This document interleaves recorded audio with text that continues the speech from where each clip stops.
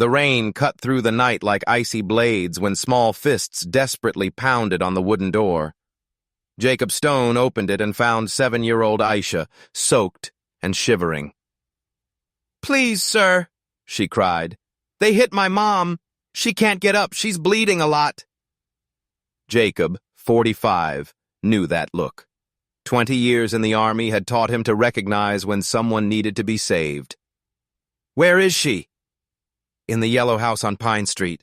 Derek drank again." The girl's voice broke. Jacob knew Derek Thompson well, city employee, son of an influential family, the kind of man who beat women at night. As he drove, Jacob watched Aisha in the rearview mirror. The girl was in shock, but her eyes revealed a strength that should not exist in someone so young.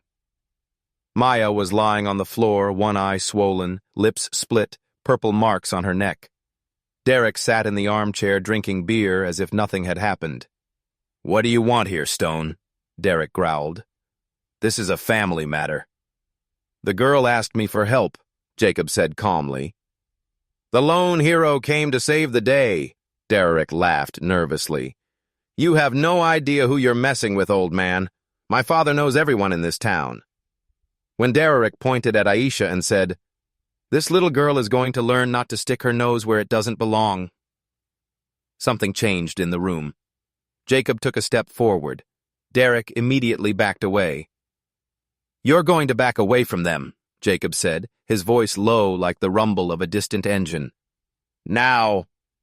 Jacob simply carried Maya to his truck. Aisha grabbed the farmer's hand as if it were the most natural thing in the world.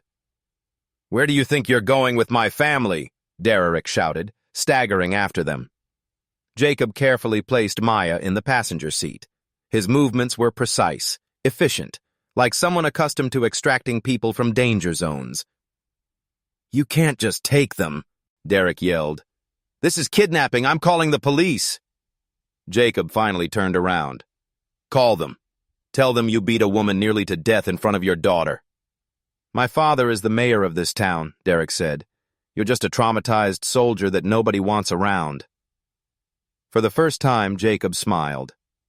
"Maybe, but at least I don't hit women." At Jacob's farm, Maya lay unconscious on the couch. Aisha refused to leave her mother's side. "Is she going to be okay?" Aisha asked. "She'll be fine," Jacob said. But he knew Maya had signs of head trauma, possibly broken ribs. He called Dr. Martinez, a military doctor he trusted. Jacob's phone rang. It was Derek. "You made a very big mistake tonight. My father has already called Sheriff Henderson. Tomorrow morning you will be arrested for kidnapping, and when I get my family back, I will make sure Maya never has the courage to run away again." "I'm listening," Jacob said calmly. "This town is mine. The sheriff is mine. The judge is a family friend. Tomorrow you'll find out how the real world works."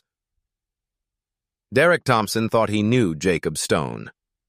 What Derek didn't know was that Jacob had been a special operations sergeant, and Derek had just become exactly the kind of problem Jacob knew how to solve best. As Dr. Martinez discreetly tended to Maya's injuries, Jacob made a few calls of his own, to people Derek would never hear of, but who knew very well the weight of the name Jacob Stone. The next morning, Sheriff Henderson showed up with Derek and 2 deputies. "Jacob Stone, you are under arrest for kidnapping." Jacob allowed them to handcuff him, but his eyes never left Derek. "This isn't over," he said quietly. At the city jail, the public defender advised Jacob to accept a plea bargain. Jacob pulled an envelope from his coat. Dr. Martinez had documented all of Maya's injuries. "That changes everything," David said, seeing the photos. "But we still need more evidence." "Who says it's just my word?" Jacob smiled. Derek Thompson made the mistake of threatening a decorated veteran on a recorded call. "I used military equipment to document every word, every threat, every display of local corruption, streamed live to a secure server that Captain Williams monitors." At 2 p.m., a black car with federal license plates pulled up at Derek's house. 2 FBI agents got out, accompanied by Captain Williams. Derek Thompson, you need to come with us about domestic violence and obstruction of justice.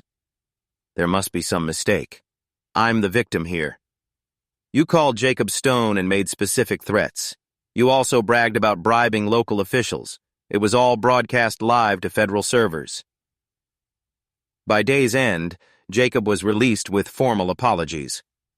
Sheriff Henderson was suspended, and Judge Morrison questioned about his ties to the Thompson family. How did you plan all this?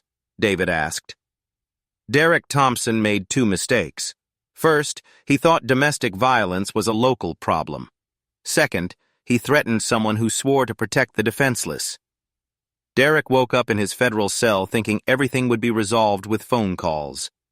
He didn't know Jacob had planted listening devices in strategic locations around the city. When Derek called his father, the mayor whispered, "Don't say anything else. They're investigating the whole family. The FBI was here with search warrants. They have recordings of everything." Agent Rodriguez smiled as he listened to the conversation being transmitted live. The corruption wasn't just local. The FBI discovered 17 domestic violence cases filed without proper investigation in 3 years, all involving poor women, most of them black. Derek was taken to meet his lawyer. They have you on 17 counts of domestic violence, obstruction of justice, corruption, and conspiracy against civil rights. You're looking at 25 years in federal prison. This is crazy. My family built this city. Your family is being investigated for organized crime. Your father was arrested 2 hours ago. All assets have been frozen. Maya Carter has filed a civil suit seeking $2 million in damages. Agent Rodriguez entered with a tablet showing a text message the mayor had sent weeks earlier. That Soldier Stone is interfering too much. We need to take care of him permanently. This turns your situation into conspiracy to threaten a military veteran. Domestic terrorism now. For the first time in his life, Derek realized there was no one to save him. Jacob Stone had turned a domestic violence situation into a full-blown military operation, documenting every crime, and handed it all to the FBI. 6 months later, Maya opened Hope Support Center for Women Victims of Violence, funded with the $2 million compensation. Jacob stood beside her, holding Aisha, who now smiled without fear. Derek Thompson was serving the 3rd month of a 25-year sentence. His father, the former mayor, shared the same wing. Jacob had turned his farm into a temporary shelter, working with Maya's center. 17 families had passed through, finding safety while rebuilding their lives. You know what your biggest mistake was, Derek? Jacob said during his only visit to prison. You thought violence was synonymous with power. True power is building bridges where others build walls. Derek stared through the bars, realizing too late that he had underestimated not just one man, but a force for change that now benefited hundreds. Jacob's best revenge